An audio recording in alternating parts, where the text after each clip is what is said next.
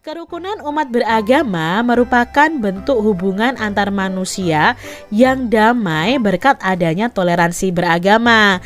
Nah, toleransi beragama adalah suatu sikap saling mengerti dan menghargai tanpa adanya sikap membeda-bedakan dan mengecilkan umat agama lain. Kita tidak boleh mengecilkan umat agama lain ya adik-adik ya.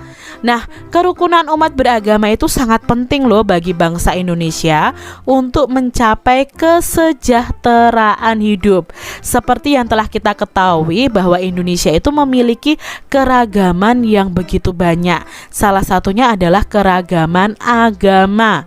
Meskipun mayoritas penduduk Indonesia itu memeluk agama Islam, namun ada beberapa agama lain nih yang dianut, yakni Buddha, Hindu, Kristen, Katolik, dan Konghucu. Nah, setiap agama tentunya itu memiliki aturan masing-masing dalam menjalankan ajaran agamanya. Namun perbedaan ini bukanlah alasan untuk jadi pemecah belah, namun justru menjadi pemersatu dan memperkaya nilai-nilai dalam masyarakat. Sebagai satu saudara dalam tanah air yang sama, kita itu harus menjaga kerukunan umat beragama agar bangsa dan negara kita tetap menjadi satu kesatuan yang utuh. Nah, adik-adik yang hebat, Tri Kerukunan Umat Beragama itu merupakan program yang dicanangkan pemerintah untuk menciptakan kehidupan beragama damai dan rukun. Nah, program ini menghendaki adanya kerukunan antar umat beragama dalam satu agama atau intern umat beragama. Lalu kerukunan antara umat beragama yang satu dengan agama yang lain, dan kerukunan antara umat beragama dengan pemerintah. Nah, hal ini dilakukan untuk mencegah munculnya konflik atau masalah dalam kehidupan beragama. Jadi Tri Kerukunan Umat Beragama ini sangat penting ya adik-adik ya. Nah, Tri Kerukunan Umat Beragama ini bertujuan agar masyarakat Indonesia itu bisa hidup dalam kebersamaan meskipun banyak perbedaan adik-adik.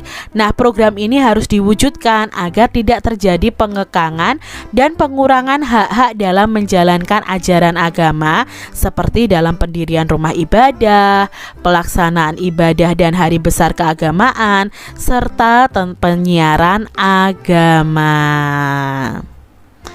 Adik-adik yang hebat, nah Tri Kerukunan Umat Beragama ini dimulai dengan kerukunan antar umat beragama dalam satu agama atau bisa disebut dengan intern umat beragama. Nah, perbedaan pandangan dalam satu agama itu dapat memicu terjadinya konflik dalam agama itu sendiri. Oleh karena itu, perbedaan pandangan ini haruslah diupayakan agar tidak saling merasa bahwa pandangannya adalah yang paling benar. Lalu Tri Kerukunan Umat Beragama selanjutnya adalah kerukunan antar umat beragama yang memiliki pengertian kehidupan yang rukun antar masyarakat meskipun berbeda agama dan keyakinan. Nah, dalam hal ini tidak terjadi sikap saling curiga mencurigai serta selalu menghormati agama masing-masing. Selain itu juga tidak saling memaksakan agama kepada orang lain. Adik-adik, kita tidak boleh ya memaksakan agama kita kepada orang lain. Nah, adapun Tri Kerukunan Umat Beragama yang terakhir adalah kerukunan antar umat beragama dengan pemerintah. Nah, mengandung pengertian bahwa tiap umat beragama itu dapat bekerja sama dan bermitra secara baik dengan pemerintah dalam menjaga kehidupan bermasyarakat, berbangsa, dan bernegara. Nah, dalam hal ini para tokoh agama dan pemerintah sangat diperlukan perannya dalam mencari solusi yang baik tanpa merugikan pihak manapun. Dari masing-masing sila Pancasila. Misalnya di sini sila pertama Pancasila yaitu ketuhanan yang Maha Esa. Itu nilai luhurnya apa? Nah, nilai luhurnya itu adalah kita bebas memeluk agama dan menjalankan ibadah.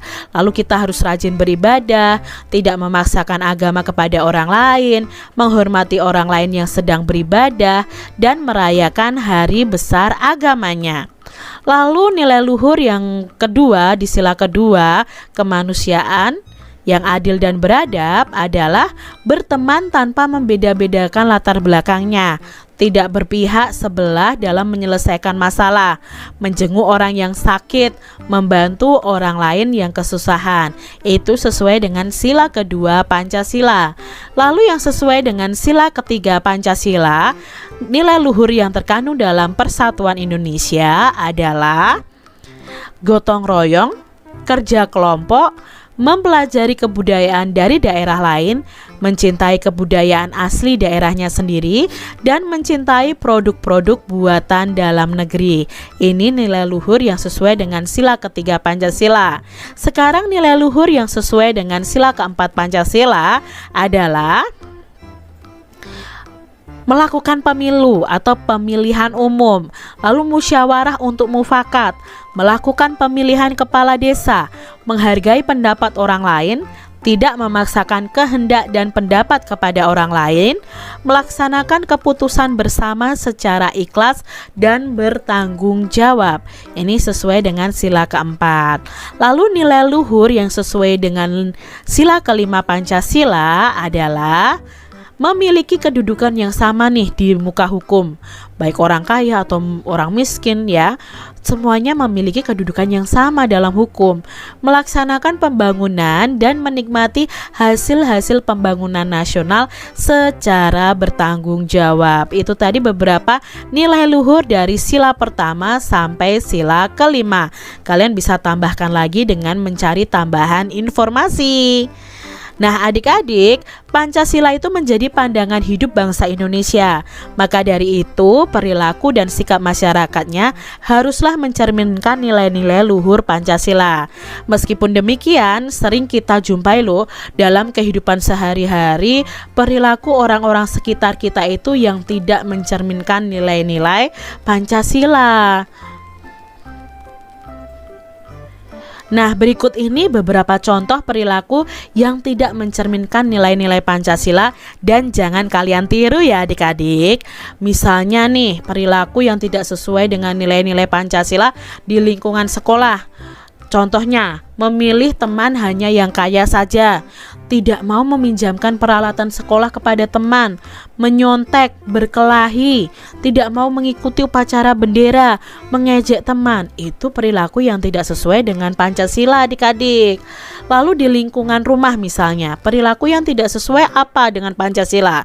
Tidak melaksanakan ibadah sesuai dengan agamanya, tidak mau berbagi makanan dengan anggota keluarganya, bermalas-malasan, membantah orang tua, memaksakan kehendak kepada anggota keluarga, berbohong. Itu tidak sesuai dengan Pancasila. Lalu di lingkungan masyarakat, perilaku apa saja yang tidak sesuai dengan Pancasila?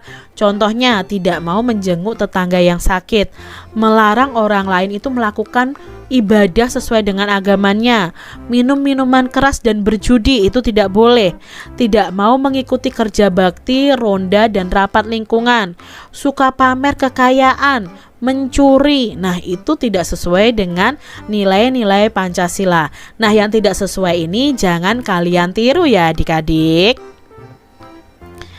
Adik-adik yang hebat, banyak faktor yang membuat bangsa itu menjadi bangsa yang besar yang bisa dibandingkan dengan bangsa-bangsa besar lainnya di dunia ini. Nah, banyak faktor pula yang menjadikan kita itu semakin bangga loh menjadi warga negara Indonesia.